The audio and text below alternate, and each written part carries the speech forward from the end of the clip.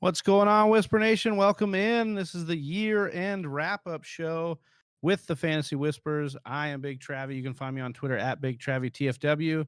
I am joined on the mic today by the lovely white cardigan man himself, Austin Sear. You can find him on Twitter at Austin_R_Sear. Austin, how's it going, brother? And Happy it's a New Year. happy New Year to you, Big Travie. Happy New Year to you, Johnny.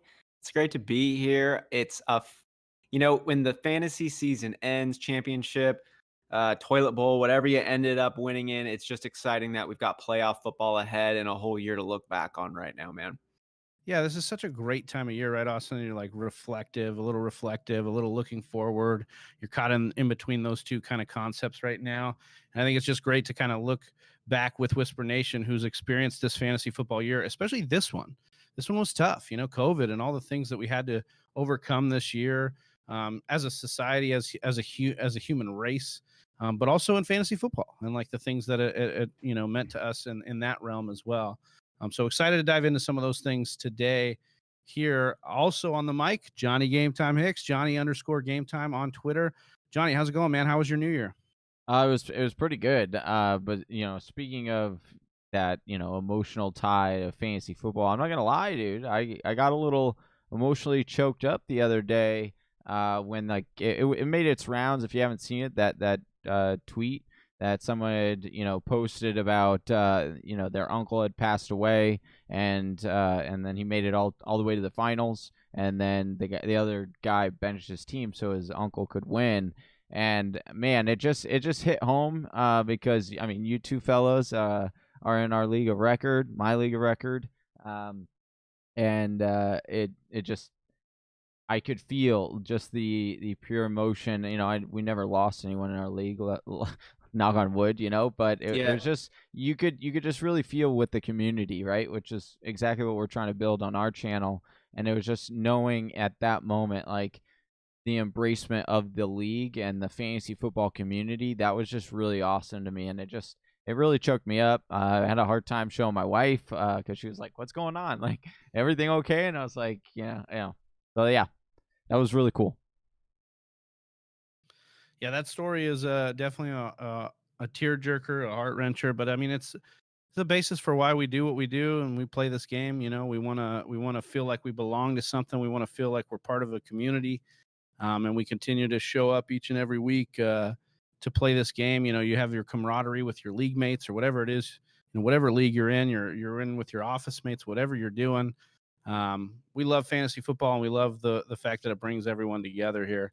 And speaking of which, man, we love Whisper Nation. We appreciate you guys watching right now or joining on the channel this year. Just want to give a big thanks just from the bottom of my heart.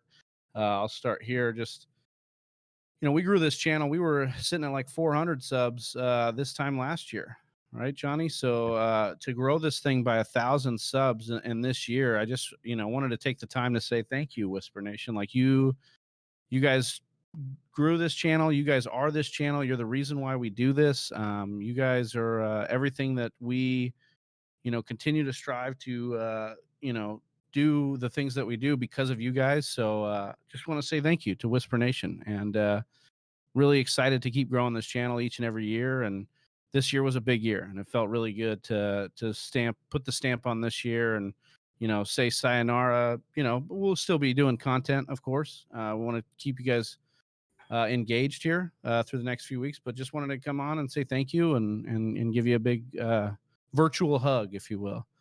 So Whisper Nation, we love you. All right, Austin.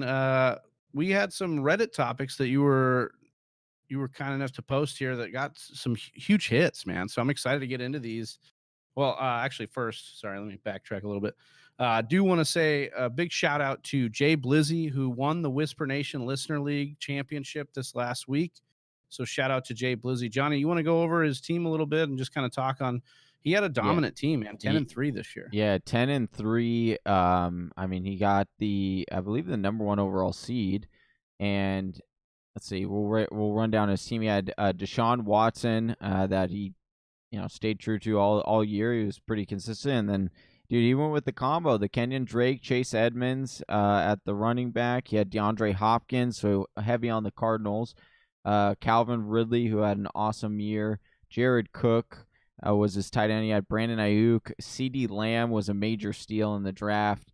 He had, kicker Ryan Suckup that he played in the championship game, and he also had the Pittsburgh Steelers defense, which very good defense to have, especially in such a deep league that we had. So he had, a tough year from Raheem Mostert as well. And he had Evan Ingram as his other tight end. So he really had an awesome team, especially in, the big league that we played in. And the cool thing is, if you wanted to see kind of where we started with that, we actually streamed that draft on our channel, so you can go back and check out that draft. We're planning on kind of doing that with some content this upcoming weeks. So it's gonna be fun to look back at that. But yeah, well done. He dominated all year, and he got me. I will say he got me in a moment.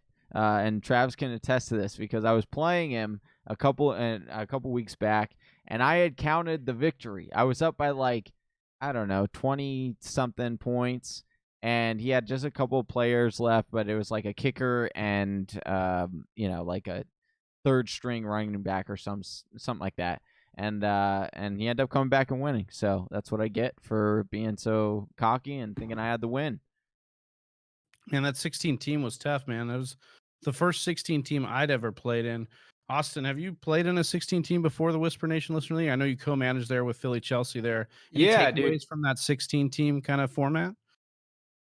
Takeaways from the 16 team format. I personally like 16 teamers. In our draft strategy, I think we missed the playoffs by one spot. And I know everybody says, gosh darn, I had some real tough breaks. I'm really stoked on the team that we had put together, though. And we had gone a heavy running back strategy. It ended up, I thought, working out pretty well with the cast of characters we have, but some disappointing performances here from CEH at the end, and Cam Akers not coming through. And then Fournette also was some rough patches there. But I like the 16 team format. I don't like six going to the playoffs. I think that's Yeah. too short. I think that's too small of a number, makes it too tough. But when you can just make a competitive environment where people are really digging for the barrel every week and taking stabs at these wide receiver 4 or 5s that they're putting in their lineups, but all of a sudden become dudes, and it encourages deeper research and narratives that you wouldn't expect to play real roles in this outlook. So, do I have any tips? Stay active. Stay active, because people are going to drop people that you're really going to need. Like Sterling Shepard, who's not a great wide receiver, ended up having a couple of really good games for us. Eric Ebron hit the waiver wire and was able to grab Eric Ebron after Chris Herndon did not pan out come the first few weeks in the season or the entire season itself. So stay active. People are going to drop weird folks. They're going to be in a weird bind because rosters are limited. And yeah, I like it. I can't wait for next year.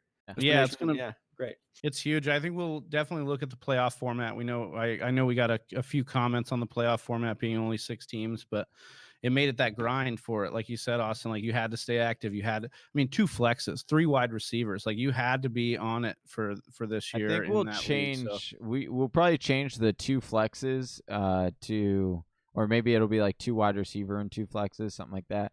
But because that was wild. That was what made it even more difficult. Like Austin said, you were starting wide receiver 5s, hoping for dart throws. Right.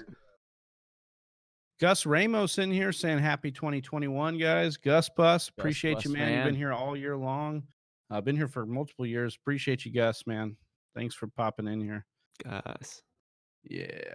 All right. So I did want to get into some of these Reddit topics that we had. Austin, you had some really good ones you've been firing off on Reddit. One of them was what can be done when your league starts fading. Just want to talk a little bit about that particular question, Austin, and where this motivation to ask this question came from and kind of what you're feeling with that one. Yeah, so this one I posted a month ago, and I think everybody who's been in a league, not a DFS play, but an actual league, sees a decline. When folks start thinking their chances maybe are up of making the playoffs, or their team that they swear was the best drafted team of all time maybe isn't as good as they thought it was right after the draft happened near Labor Day. And so what do you do? How do you keep this group of people together? Because I know that the 3 of us here, our league of record is the inspiration for this podcast. We had such an incredible group of people year in, year in, year in who make this experience so rich. And so when folks start dropping off, it not just takes away from that individual who's no longer a part, it takes away from the whole group. And so I think it really is a group responsibility to make sure that the entire dynamic facilitates and encourages participation and involvement throughout. Because especially, if you're not doing that great, it's not that fun to keep going. Like, let's be honest here. Fantasy football Yeah. gets brutal. Like when your team sucks and you're getting bad break after bad break, and then your first round pick torn ACL, it's not a fun ride. Like it just straight up isn't.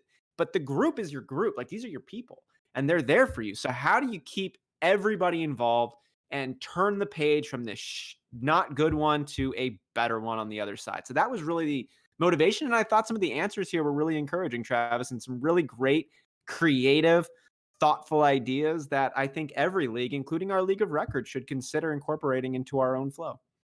Yeah, I'll just read one of these responses, as Austin alluded to here. Got a small one says, we do a punishment for the weekly low score. Essentially, the low score pays the high score. Suddenly underscore something says, I don't know if I'd enjoy being in a weekly low score punishment league. I already hate fantasy football enough just playing to win each week. So it sounds like this person is maybe feeling the burn that Austin's talking about there. If he's saying he hates it so much that he can't even hang trying to win every week. But I do think the low score, like paying for the high score, like you could get into those prop bet style of things. I think that could get creative. Johnny, did you have any thoughts on like the ways that you can keep people activated down the stretch? Well, I love this idea. I think it's really interesting because it will keep you somewhat active so that because you don't want to be, sometimes it's inevitable. Like there's nothing you can do. Like you start your guys and usually like their roster could be really good, but maybe it was just a dud, whatever, it happens. But like it is makes it much more competitive, I think, and guys are consistently trying to improve their team. I do think it is, we like winning money, so uh, if you could do that throughout the entire week, and there's like kind of like that carrot, I think it's interesting. I think it sounds like an added way of making everyone still interested in a week to week game. And you know what I want to add to that one is like the money part is nice, but I think the thing you said before money is the more important part, winning. Hmm. Like we love to win money, but what we really love to do is win. And it has Yeah. to be a meaningful win, right? It could be bragging rights on your league mate. It could be you just got a badge on your favorite app and it's like bling and it just hacks into our endorphins, right? It's total garbage, but it does. And it Yeah. gets us on board and we're excited. We want to be here for it. And so the more ways you could encourage participation, and maybe this is a little bit of a tangent, maybe to communicate to Sleeper about how potentially you could add on other steps to your league. You know what I mean? Like, for instance, here's a 12-person league, for instance. What if every week you gave people the option of picking a pickup in the weekly NFL all the way through of like just which games I want. So then it has your fantasy outputs, but then, let's see how everybody did on the weekly pick'ems. And then this person did great. You're not tied to that team you drafted back in August, when it's like November, and there's still ways to keep competition fresh. And that was just kind of one of the themes that I kind of saw popping up in this Reddit theme is like ways to keep competition fresh. Well, and Johnny, you kind of had this idea of like a gauntlet of different ways to have a scoring point system throughout the year, right? Where you so you'd have like to Austin's point, you could do a pick 'em for the actual NFL games, but you could do a pick 'em within your league, right? You could pick those games Yeah. within your league, right? And then you could have a scoring system within that. So I know, Johnny, you were talking about that for our league of record a little bit of trying to gather points throughout the year to work towards a draft score. So that's how you would get that draft. I mean, I don't think that's something we're gonna do, but like that's something that's you could definitely keep people engaged Never down the say stretch. never say never. I just haven't perfected the I just said idea I don't yet, think I and didn't say never. I just haven't perfected the idea in order for it to be appealing enough Right. for people to buy in. But no, I think adding different elements to not only like I think a lot of people do get caught up in saying this year or like what do we do for like a week to week thing, but like also like kind of take a step back and look at it as an overall like, okay, what can we do in this year that might help benefit or make a different aspect of our game a little bit more entertaining and a little bit more exciting. And it's like things like that. So maybe it's like, yeah, maybe people don't want to add $20 per game or whatever. They don't want to do that part. But maybe it's like, okay, whoever has the most wins or the, the least amount of lowest scores of the week, you get more points towards your draft capital or something like that. You can get creative in that, and I think when you do that, it adds more off-season hype and off-season communication with your league mates that normally wouldn't happen or wouldn't exist because that event wasn't happening. So that is something, even we are in a standard league, and so that was one of the things that kind of bugged me specifically early on in our league history, was like, oh, it's hard to, we didn't really talk after the season was over. And then it was like, I want to stay in communication. And so it was like, oh, if we build in these little, March Madness tournament that counts towards the draft, like you get these pockets of like more excitement with your league, and it generates more conversations. Yeah, I like what Upper 90 said here too in the chat. He says teams that didn't make the playoffs then play for next year draft order. So like a way to incentivize that not in tournament or that consolation bracket, you go ahead and incentivize that as part of the draft order next year. That works a lot better for something like a dynasty league, but it could still be integrated within your regular redraft as well. If you guys if Whisper Nation out there wanted to do that as well, I think that's a pretty interesting take on that. We also do in our league of record that it's a slight subtlety, but it doesn't go unnoticed, when you're really, in the bottom half. But we do reverse order gets to choose bed situation on the next year's draft. And so that was another little tidbit that, shout out to a guy I lost to in the championship, Brett Johnson. He did notify me, hey, at least you get, second dibs or first dibs at any other bedroom next year at the draft. And, so it was like, oh, not all is terrible. All right. Not all is terrible. Yeah, that's such a fun one. And I want to throw in there, folks we like to bust balls in fantasy football hard. You know what I mean? And really like to make people cry as much as we can. And so many of the threads and the comments here and what you do to keep your league from fading had to do with that last place punishment, right? And there you got this dynamic of the carrot and the whip. And we love to pull out the whip, especially when you have to hit your friends with it, because we're just human nature and that's what we do and we're awful. But the carrot's there too. So like when Johnny's talking about bed order, it's such a subtle way just to make sure that someone who lost the first round of the playoffs starts their guys, in that meaningless, am I playing for 5th or 6th place game? Like just something that's just kind of fun to keep everybody going in there. It's such a good one. 5th or 6th could be between a bunk bed or a nice bed. You could just be between a headache, neck crick. Well, that was another thing that I saw in the thread that people were talking about, and it was, making the point totals count towards something like that, for like draft order, or so that way even when you're out of it, like you're still competing for overall point total, and that can change, through those last couple of weeks. So yeah, that's some good stuff there. Want to get into this next question that Austin had, and this one is the hard hitting one, and this one got a ton of outreach. Austin, you asked the Reddit community there, Reddit fantasy football community, what are some of your personal fantasy tips? You also started this off by giving some of yours. Did you want to share a little bit of what you had for Whisper Nation here on your personal fantasy tips, and then kind of the inspiration for that question there? Yeah, absolutely. And Whisper Nation, if you're jumping in here, let us know some of your tips that you've got as well. I shared this a month ago on Reddit. We've gotten 428 comments that have come in on it of different tips that they use in their fantasy football league, but there's more good ones out there. So let us know in the chat. And if you haven't liked and subscribed, please hit that bell on that bar. Keep doing what we love doing all season and off season long. But this is something I've been keeping a little document since 2015 going of my own tips and tricks that when I have these epiphany moments throughout the week, whether recognizing how the NFL has changed or a possible advantage you can gain by doing something a certain way in fantasy, I go ahead and I just jot it down. And every year there ends up being like 4 to 10 little tips that I end up picking up. And I read those again before each draft every year. And there's some really good ones. And they've changed over the years as well. But here were some of the ones that I added at the top of the list. I'm happy to jump into some of the ones that have changed over the years as well. As the NFL has become a more pass-happy league. But a couple of mine that I shared on this Reddit post was a talented wide receiver's output will eventually meet their talent level, but it could take a month plus. Don't trade your underperforming wide receivers until week 8 and target underperforming wide receivers before week 8. And that one I've just seen happen all the time, and it's happening even quicker now with rookie wide receivers being impacts their rookie season, which even Mike Evans to me was like the first rookie in this generation who was legitimately impactful, and then OBJ, and now it seems like we have a handful of them every year. Calvin Benjamin. Calvin Benjamin.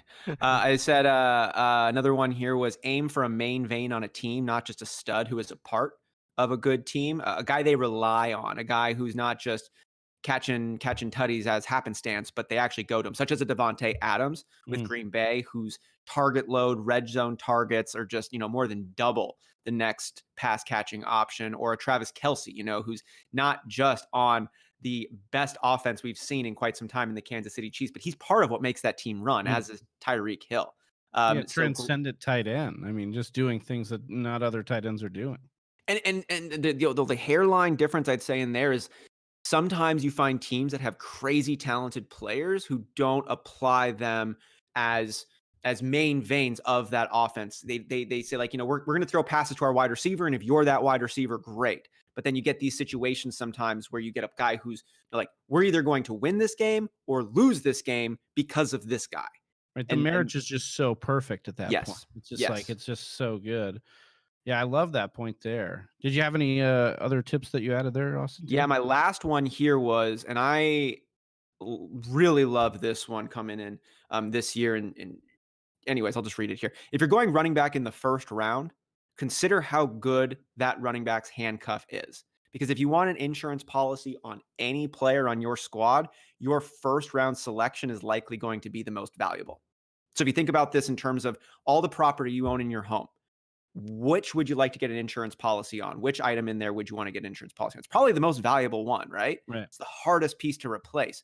So next year, for instance, when I'm drafting in the first round and I'm considering a lot of these running backs who are really close, and if we take this year, for example, CMC, Saquon Barkley, Ezekiel Elliott, Derrick Henry, Dalvin Cook, Alvin Kamara, these, top 6, generally in that order too, I went ahead and, CMC and Saquon Barkley were at the top of the list, can pretty much consecutively 1 and 2, CMC ahead.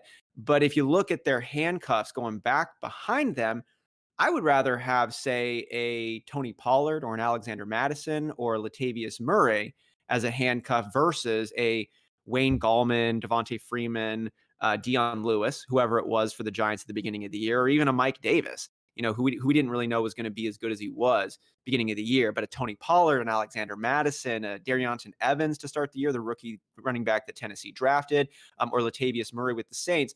None of those guys are good enough to jump ahead of the running back they've got stacked as that one.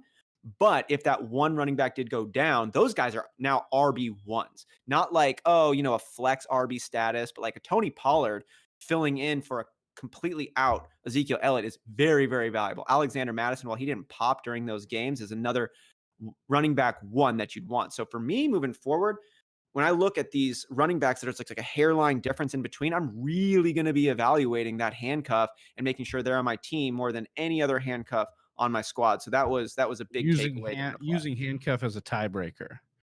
Yeah. And I would give it just maybe just a little bit more than a tiebreaker.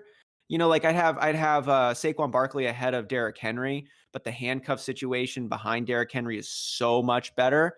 I might say like that to me is worth it just because the handcuff situation behind Saquon is total garbage. So if anything happens to him, you're done.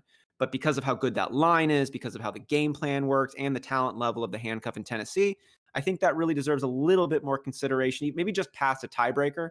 In the past, it had been a tiebreaker for me. I'm giving it a little bit more credit, not much more than that, but a little more. Johnny, did you have some tips too? Like I know that based on some of these tips, I mean, Austin, these were fantastic, and you got such a great response out here. Like Whispernation on Reddit or Reddit Nation, whatever we want to call them, they were out there in droves answering to these because, look, people have their own way of doing it, and it's like this whole process. People come to our drafts with, boards and sheets and papers and notebooks. And I just think it's an awesome way to crack into the brain of fantasy football and see what people are thinking. So Johnny, how what's a way that you attack some of the things for fantasy football, some of your tips? So just a couple of them would be to number one, grab players that you enjoy watching. I learned this mainly from Big Travie actually a couple of years ago, and he had always had like these up and like I mean he's a 3-time champion, so of course he had like these up and coming fire teams, but they were always like so fun to root for because it was guys like Pat Mahomes before Pat Mahomes was like this crazy QB1 all the time and things like that. And so I really started leaning into that more, especially this year. And so it really helped me, even when you have guys that maybe are underperforming, it's a little bit less of a blow because you're like, oh, at least I still like this player. I enjoy rooting for him or whatever. And then vice versa. It's like if you end up choosing a guy that you are, you don't like watching that team, you don't like that player, but you pick them just because the, analytics say, hey, this guy should theoretically go number 1 or number 2, then you're going to be in for a really rough season. You could take Michael Thomas, for example. I know he got injured and whatnot, but like, let's say you hated the Saints, you hated watching him, you didn't like Michael Thomas, you thought he was, super cocky and all this stuff. You're just going to pull your hair out. So I would say that was a big one. Grab players you enjoy watching. Always go with your gut at the end of the day. If you have a good feeling on a guy, just, fantasy football is so short and you can generally recover somewhat early in years. So if you go with your gut, it doesn't end up working out, you can always bail and try to figure out a solution. Just end up more times than not, you'll figure out like, oh, I should have just went with my gut. And then the last thing, this was a big one for me. This is probably like one of the biggest things that I learned this year, and I did this strategy. I still need to perfect it to a little bit, but I was getting a lot better at it. And that is wide receiver 2s are easier to find on the waiver wire than it is to find Dwayne Haskins at a strip club during a pandemic. I mean, they're everywhere on the waiver wire. So you just search for good matchups. If you stick here on the show, if you subscribe to our channel, hit that bell so you get notified whenever we put out new content. I love doing this. This is something I'm going to continue to do moving forward. It's just a lot easier than trying to nail your wide receiver 2 during the draft. And so swing for the upside is what I'm going to go with moving forward. But yeah, that was a big one. But Yeah, on that note, I wanted to just add, like Gus Ramos came in and said, I got my notepad out. These are good stuff. So I appreciate that, Gus, like taking these notes down. But like that's what it's all about. We want to kind of share some of the insights that have helped us be successful, or at least have more fun playing the game. Gus also added, it was my first year as commissioner, and what a year it was. I got first place, a trophy with team engraved, and last place got a I suck at fantasy football pink license plate. Oh, that's a classic one nice. there. Nice. Starting those So traditions, man. Way to go. yeah. Yeah, so Gus having a good time. We did get one lineup question in here. Elias, what's going on, Elias? Says, hi, would you play Montgomery or Latavius Murray? Also, should I play Waller or Kittle this week? So week 17 action. I think I'm playing Montgomery over Latavius Murray, and hands down. Montgomery playing up against Green Bay, whose defense has been very soft against the run. Well, But not I'll last pitch it. week though against Derrick Henry. Yeah, well, hey, we like that. Hey, Kamara out. But that was more their game strategy, I think. That's what yeah, I I mean, personally think. I'm going to trust a little bit more Montgomery's also success over the last few weeks too. But that I'd lean up. But I mean, if you think, I mean, Austin, if you got the case, you like Latavius over David Montgomery this week? Here's my case on this one. Yeah, they game planned for Derrick Henry. The Green Bay defense did, and Derrick Henry had been smashing every week before that, like going back for a while. And Green Bay has playmakers. They have all-stars. They have Pro Bowlers on their defense. They just haven't been stringing them together. But last week, if that's a sign of a trend, fingers crossed that it is, like they might have taken a level up mentally and are able to use their defense more effectively. And I'm loving what David Montgomery is about. That guy looks like a fantastic running back, but Latavius Murray as well has been very good. And Alvin Kamara being straight out does open up a little bit more of an opportunity there. It's just not a slam dunk one for me. And God, maybe I'm just a little bit bitter because Derrick Henry getting shut down cost me a championship, and that Green Bay defense is a little is not as holy as it maybe was. But then again, it could just be a fluke as well. And I'm coming from an emotional place. I'm aware of this. I do. I think Montgomery is the play. I like what you're saying here about Latavius Murray. I think there were some weird things in that Tennessee game. There was like the field goal block or the field goal situation that they called offsides that really wasn't offsides. There was a lot of things that pushed Tennessee behind, and they had to abandon the run a little bit in that game. But I don't want to discredit our Packers. I love what we put out there on the field, but I would be starting Montgomery over Latavius Murray, even with the volume. But Austin or Johnny, what do you think about Waller over Kittle here? I think Waller is the answer for me. Or are you starting Kittle here? Yeah, I'd probably go Waller. He's been really, really consistent. I mean, it's hard to turn down Kittle, but again, I can imagine that they'll somewhat limit his snaps again this week. Going in, they're playing upset for sure, but it's also against the or not against the Rams, Seattle, excuse me. And so I think I would still tend to go Waller. A 65% snap share last week for Kittle. You hope that increases.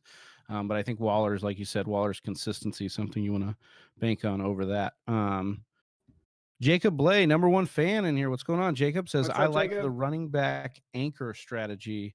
Austin, you spoke earlier to this strategy in the Whispernation Listener League.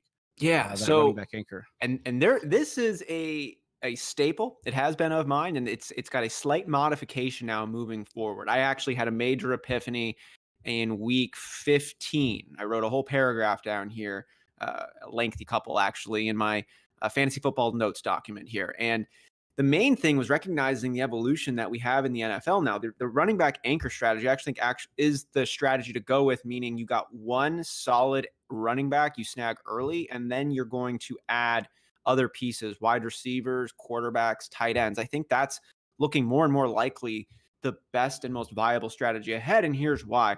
In the past, I would go volume-based running back heavy. It wouldn't be uncommon for me to spend 4 out of my first 5 picks on running backs, 3 out of my first 4, whatever it was. I'm taking a lot of running backs. And the thinking behind this here was it's very, very difficult to find even an RB2 anywhere. You can find a wide receiver that's going to have pop any given week on the waiver wire. They're just there. Not main veins, obviously, no caliber players, but you're able to find somebody you can install in your flex as a dart throw wide receiver with upside. As where finding a floor running back was nearly impossible. You're not going to get a guy off the waiver wire who's getting more than 10 touches. It's just not going to happen. But now we've seen a little bit of a shift. And the floor play running back is what I'm calling them now. The floor play running back is abundant. You can find the floor play running back on your waiver wire right now.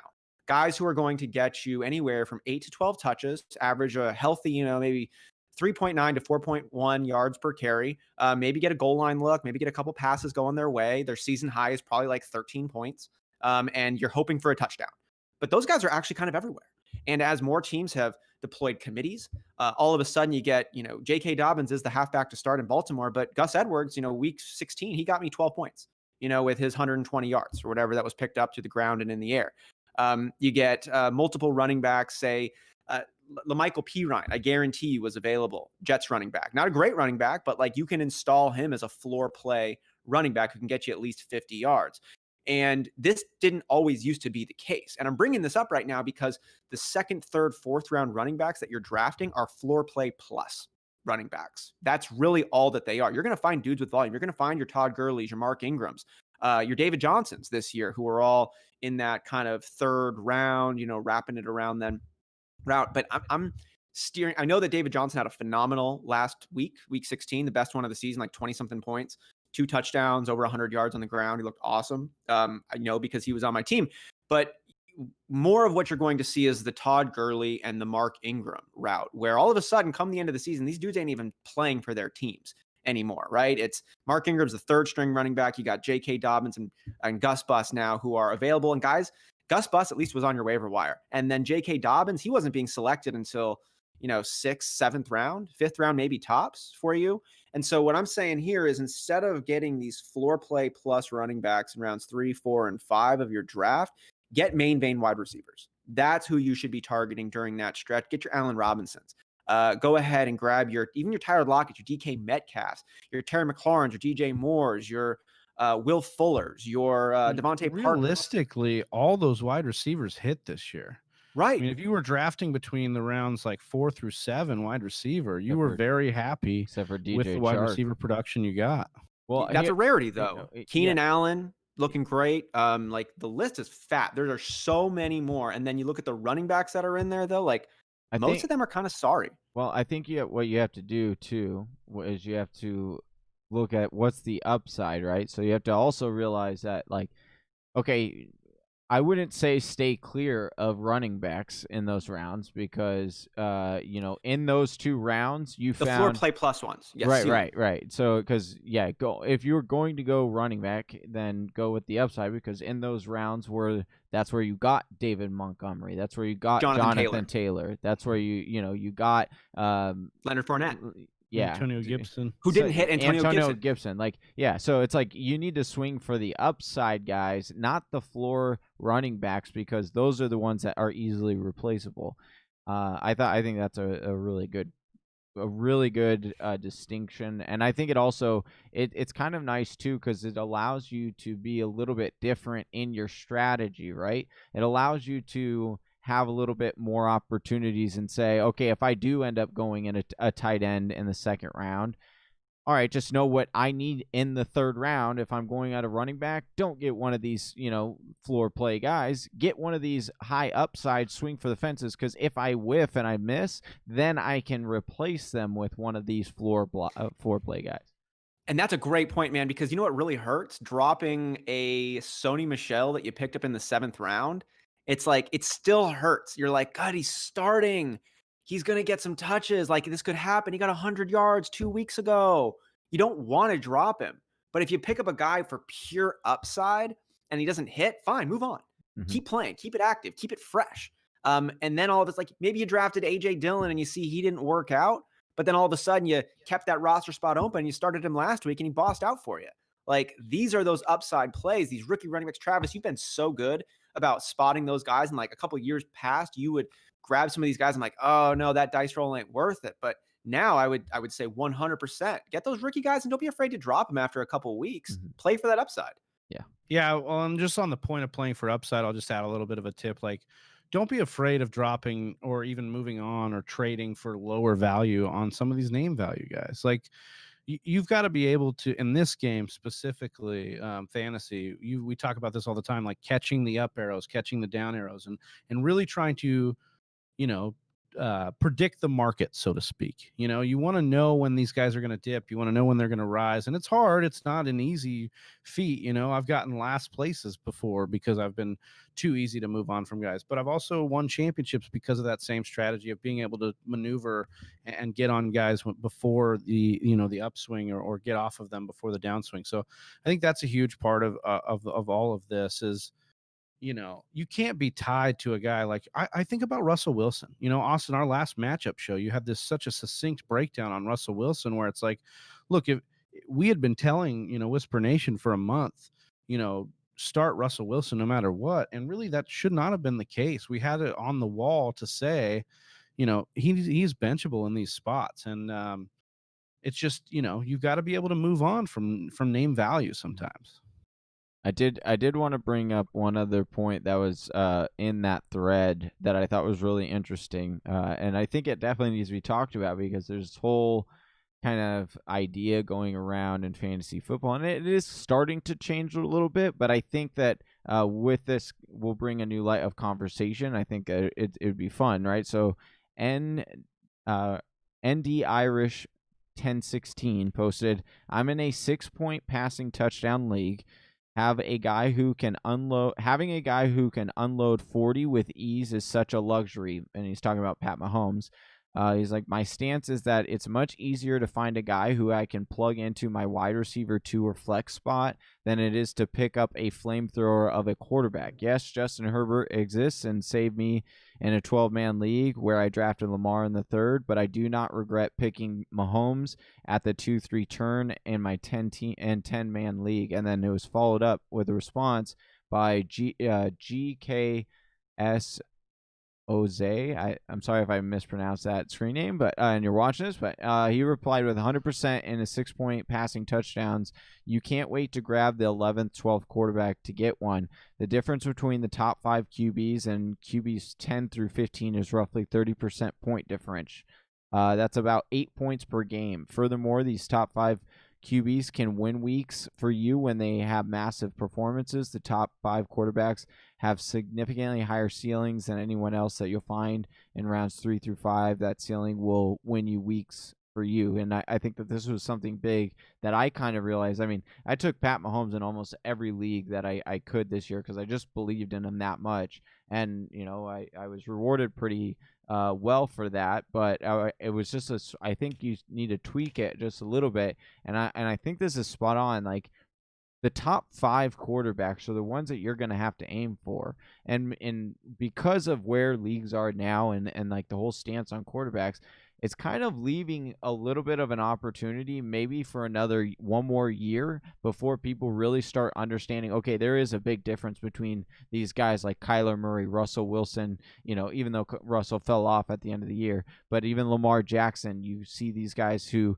have this ability and this upside that maybe some of these other guys don't have. Josh Allen is Jalen another. Hurts. Yeah, Jalen Hurts. And it's like, okay, this conversation, we always say in the beginning of the year, oh, there's 15 quarterbacks that you give me any one of them, and it's like then Well, I think that's the designation too. Is like he said, 6-point league. So our league of Yeah. record is a 6-point touchdown league, right, for our QBs. And Austin and I were talking about this a couple weeks ago.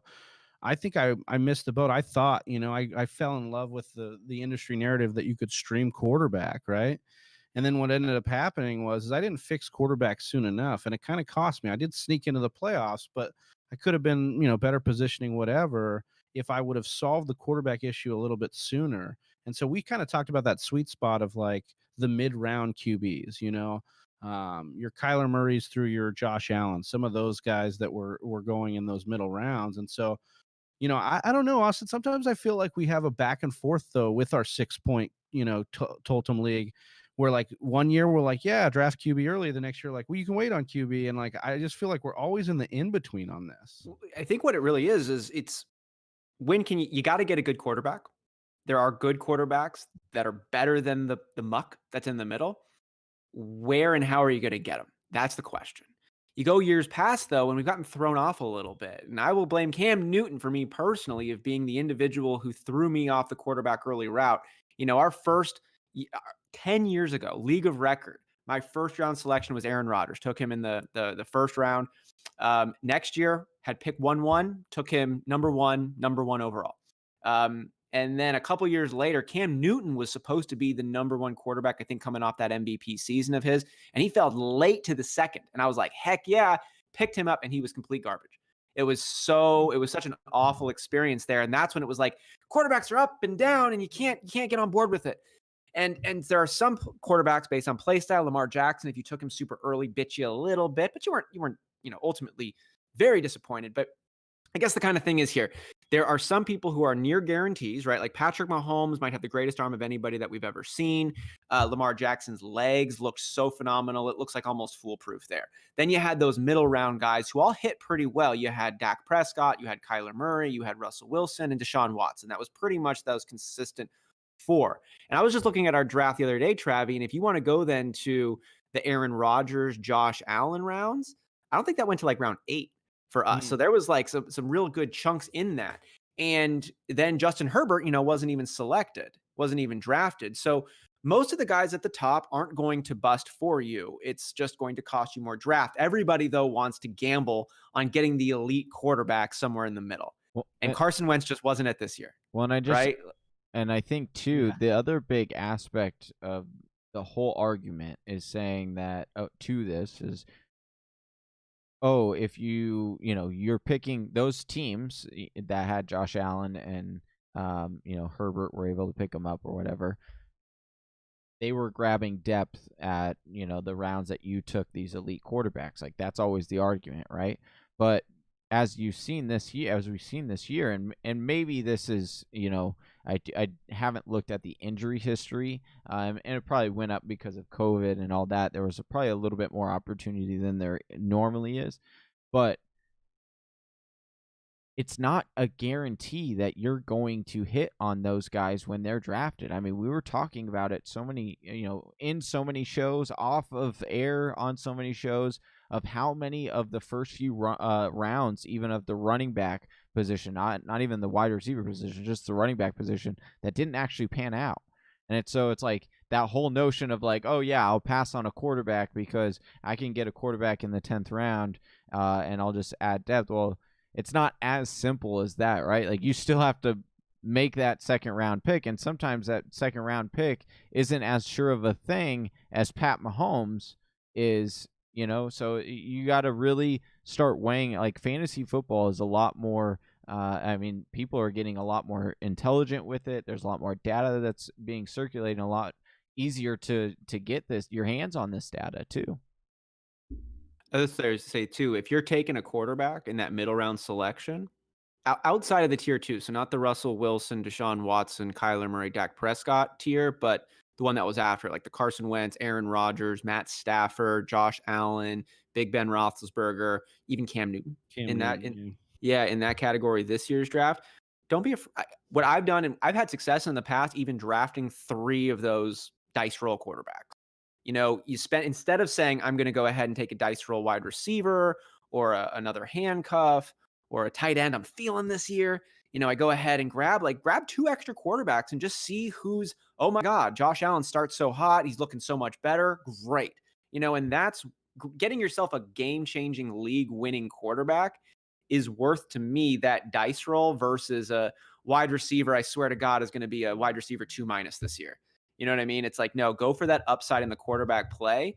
Because if you think of like next year, for instance, like where does Jalen Hurts go? We said his name earlier once. Where does Joe Burrow go next year? I bet those guys are late. And I'm not surprised if either one of those guys is top 6 quarterbacks next year. I think Hurts will go in the 8th or 9th round because People know the rushing upside, and that's been elevated over the last. I think he'll be in that Josh Allen kind of area. Well, Josh Allen's definitely going to go higher than he went this year. Right. No, I'm saying Josh Allen. But Josh Allen of this year, yeah, for sure.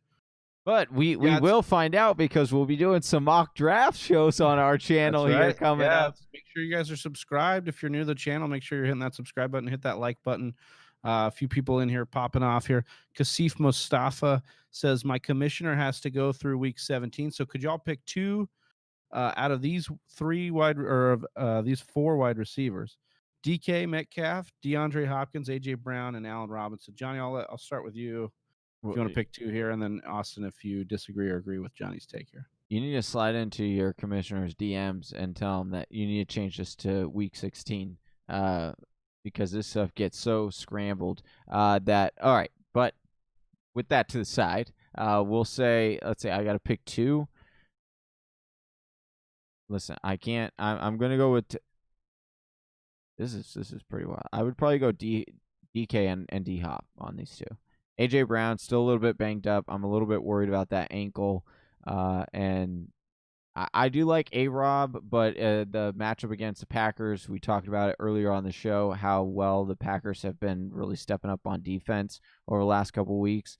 And with D-Hop, I wouldn't be worried about the Ramsey thing. We brought it up on the show before. DeAndre Hopkins has Ramsey's number, like on speed dial, and he can hit it any time, and he tells Ramsey what time it is. That's how good D-Hop is. And then DK, you got to start DK. Austin, any major qualms with those 2? No, you can't take. There's no wrong answer here. I think he's actually, for me, he's got him written out in the way I would rank him here this way: DK, D-Hop, AJ Brown, A-Rob. Geez, man, talk about those 4 wide receivers on your team. All 4 of those are going in the top 10 next year. In PPR, too. So great. Upper 90 says James Robinson happened this year. Mostert happened last year. I feel like every year there's a running back who comes out of nowhere. And yeah, we've talked about this before, the breakout running back, so to speak, or things of that nature. James Robinson personally is one of the biggest storylines for me in fantasy football this year, as somebody who I should have taken a whole lot more seriously in so many more leagues. Can I throw in a tip here, Travis, when you're done here? Sure. This is okay. With James Robinson, very fortunate to have picked up James Robinson in the Listeners League. It's very fortunate to pick up James Robinson in our hometown league. Very fortunate to pick up James Robinson in our Dynasty League. all of those leagues drafted before our league of record. I did not have James Robinson in our league of record. I took a Zigbo in our Yeah. league of record. And let me tell you this, where this little garbage tip comes in. The reason why I took James Robinson in all those other leagues was because of the news blurb that we all heard after Leonard Fournette was released.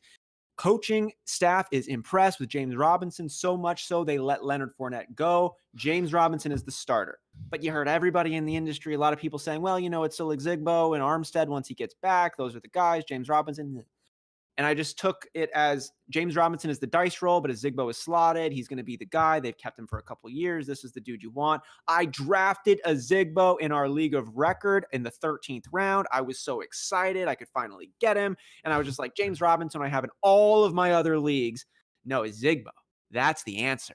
And I could have avoided all of this if I just did a little film study and I just did a little bit of looking at the player profiler, player comp. If I just did a little quick research on the beat writers talking about these guys, because Zigbo is old news. He's a Jag, not meaning a Jaguar, just a guy. He's just a guy. And he's a 3-point something yards per carry type dude who we already know what he's about. And Armstead too, right? But so James Robinson, that's new news. New news. We didn't know what he's about. But if you look at his college tape, if you look at what those guys said, they're like, this dude is serious. And he's almost one of those like XFL stars, D2 guys, like comes out of nowhere. And you're like, what? But the teams and locker rooms he just left all said this guy is legit. And a Zigbo, we knew what he was. Best case scenario, this is an RB3, right? And it's like, you don't even want that. You can go grab Gus Edwards on your waiver wire. Like you don't need a Zigbo. So look, when these new guys pop out of nowhere, spend 5 minutes Googling the guy. That's all my recommendation was. Spend 5 minutes because you actually might have a real nice lotto ticket there. And if you hit on a James Robinson, get a top 5 running back for free, you probably made it to the championship. James Robinson, man, was incredible this year. My whole thing was I was off of Leonard Fournette for the reason that I didn't want any part of Jacksonville's backfield.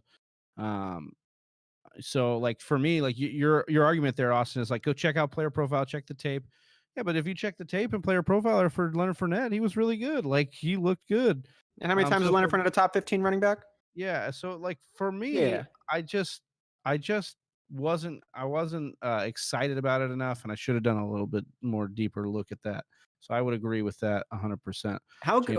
Really, before we jump off, how exciting actually and kind of fun are the Jacksonville Jaguars now with Trevor Lawrence, DJ Shark, and James Robinson? Very exciting. That's fun, right? My dynasty team is really excited about it. Say that. DJ Shark? Yeah. Yeah. It's going to be fun. Yeah, the Jets, man. Can't get out of their way. Well, we'll close out this show with I want to start a little round table here on your guys' favorite moment from this season. Whispernation, if you want to chime in with your favorite moment as well in the comments. Johnny, I'll start with you. What was your what was just the moment you had the most fun or you really loved the most out of this year? So the moment that I most is it's like a accumulation of moments, really, that is just all the same though, and it happened quite often this year. And the two guys that I have on the show here can attest to it as more than anybody, and the frustration. But looking back on how terrible a year 2020 was, I look back at those, and those will be moments that I look back on, and that is the number of times that we recorded and our my computer froze, or we had content that didn't get out, and just having you guys there to keep me going and laughing, and just knowing that we wanted to get it out for Whispernation, because Whispernation, you guys mean so much to us. So it's those little things that you don't notice in the moment. Like my guys can tell you here how frustrated I get. I get really mad when it happens, but they get me through it, and then it always ends up turning out being awesome. So I am super grateful for those moments, because those are the moments that I will remember for the rest of my life. So appreciate you guys. Appreciate Whispernation. That's what I got to say about that. Yeah, Whispernation definitely helps us pull through those moments. We got to repeat record stuff that we grind hard on. But yeah, definitely this year was a grind, but so much fun in so many ways. So I would echo what Johnny says there. Austin, what about you, man? What was your favorite part of this season so far? Honestly, man, I'm going to be a little bit vulnerable on this one.